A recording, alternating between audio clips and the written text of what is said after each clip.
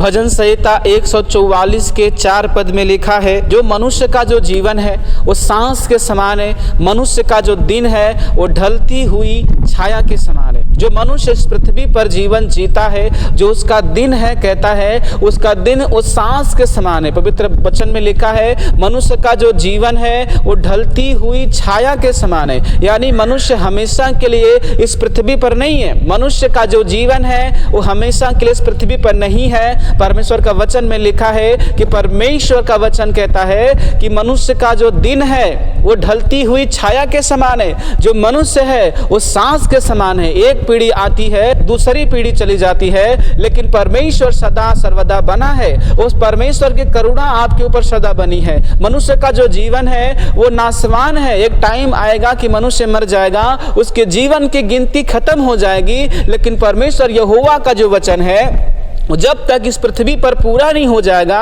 वो तब तक वो खत्म नहीं होगा। परमेश्वर का फिर भी परमेश्वर उस मनुष्यों की चिंता करता है जो आज हैं वो कल नहीं रहेंगे। जो युगानुयुग परमेश्वर है, जिसने मनुष्य को बनाया है और उसके अंदर अपने जीवन का श्वास फूंका है, वो परमेश्वर मनुष्यों की चिंता करते हैं। वो परमेश्वर मनुष्यों के ऊपर अपनी करुणा करते हैं जो मनुष्य परमेश्वर की आज्ञाओं को मानते हैं। अगर आप अपने जीवन में परमेश्वर की आज्ञा को मानते हैं, परमेश्वर के ऊपर विश्वास रखते हैं, क्योंकि लिखा है विश्वास बिना उसे प्रसन्न करना न होना है, क्योंकि परमेश्वर के पास आने वालों को विश्वास करना चाहिए। और कहता है तुम्हारा जो दिन है वो ढलती हुई छाया के समान। एक टाइम आएगा इस पृथ्वी पर से मनुष्य का स्मरण मिट जाएगा। इसलिए जब तक आप जीवित हैं परमेश्वर के नाम की महिमा करें। आप पाप से दूर रहें, आप झूठ से दूर रहें। परमेश्वर का वचन कहता है आप अगर पियक्कड़पन के नशे में हैं आप उसे छोड़ें और परमेश्वर के पीछे चलने लगे, परमेश्वर के वचनों के ऊपर विश्वास करने लगे,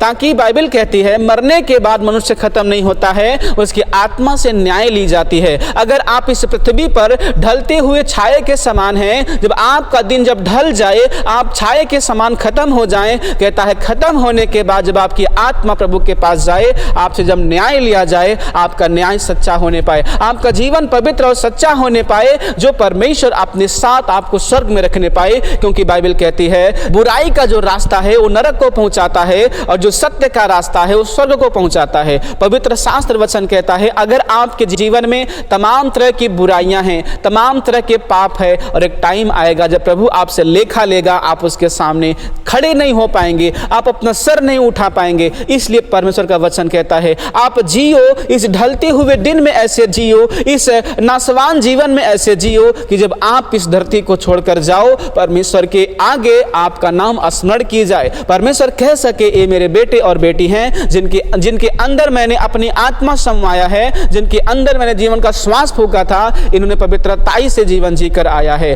परमेश्वर का अनुग्रह आपके ऊपर तब होता है जब आप अपने जीवन को पवित्रताई में लेकर चलते हो। परमेश्वर का वचन कहता है जो तुम्हारा जीवन है वो हमेशा के लिए नहीं है, आपका जो दिन है वो हमेशा के लिए नहीं है। एक टाइम आएगा कि आपका स्मरण इस पृथ्वी पर से खत्म कर दिया जाएगा। परमेश्वर की आत्मा एक टाइम आएगा, परमेश्वर की आत्मा आपको वापस लेकर निकल जाएगी। एक टाइम आएगा जो आपके अंदर आत्मा है वो परमेश्वर के पास चली जाएगी और आपका शरीर मृतक में बदल जाएगा। आपको लोग जला देंगे, आपको लोग गाड़ देंगे। और वचन कहता है अगर आपके अंदर परमेश्वर की आत्मा जो आत्मा है वो आत्मा के अगर न्याय ली जाए, आपका न्याय सच्चा हो और परमेश्वर आपको अपनाने पाए। जब आप विश्वास के साथ चलते हैं, जब आप विश्वास करते हैं, तो विश्वास के द्वारा फल होता है कि प्रभु की अनुग्रह आप सबके ऊपर होती है, परमेश्वर की आशीष आपके ऊपर होती है और आप अपने जीवन में बड़े बड़े काम आप देखने पाते हो। लिखा है जो पश्चाताप करते हैं, जो बुराई से अपने मन को फिराते हैं, बुराई से पश्चाताप करते हैं, परमेश्वर का अनुग्रह उसके ऊपर होती है,